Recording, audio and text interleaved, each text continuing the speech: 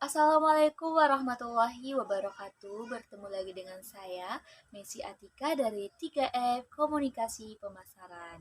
Nah, pada kesempatan kali ini, saya akan membahas materi tentang apa yang dimaksud dengan strategi konten dalam pemasaran digital. Nah, langsung saja ya pada materi. Sejak munculnya tren penjualan secara online, membuat beberapa orang perlahan meninggalkan kegiatan jual beli dengan cara konvensional.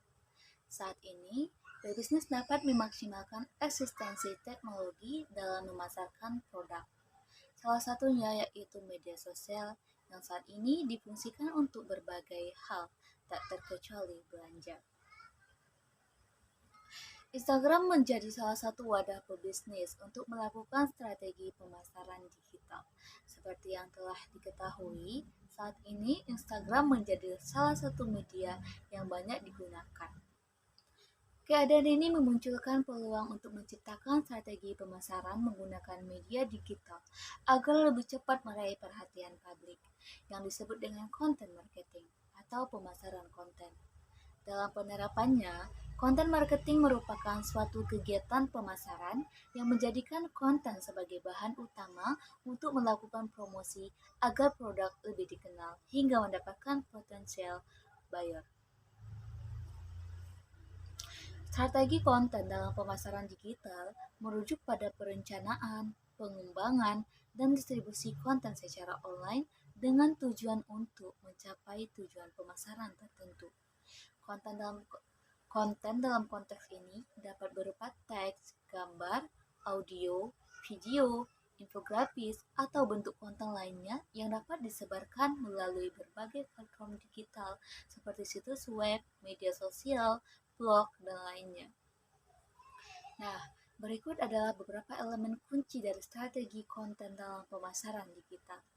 Yang pertama, tujuan pemasaran. Strategi konten harus selaras dengan tujuan pemasaran, perusahaan atau merek.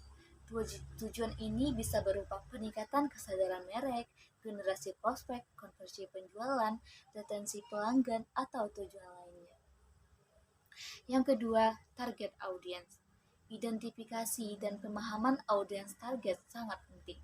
Konten harus disesuaikan dengan kebutuhan, preferensi, dan potensi kebiasaan konsumen.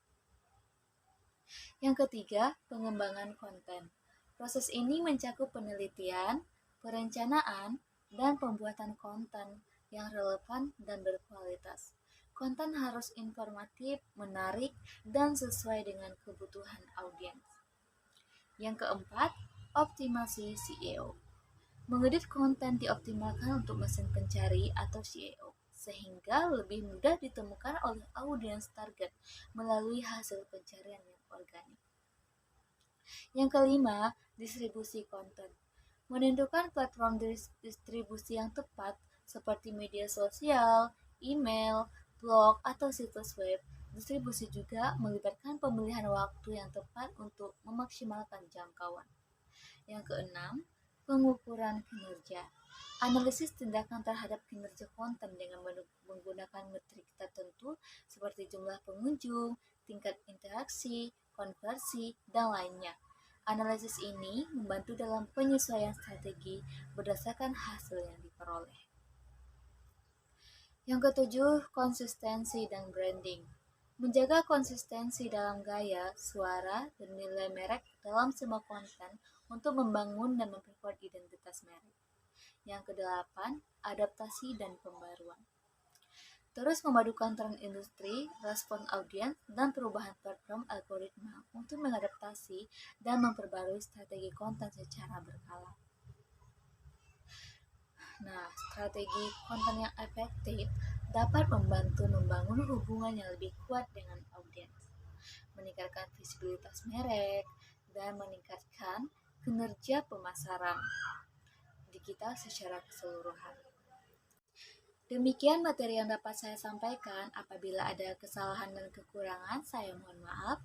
Saya akhiri dengan wassalamualaikum warahmatullahi wabarakatuh.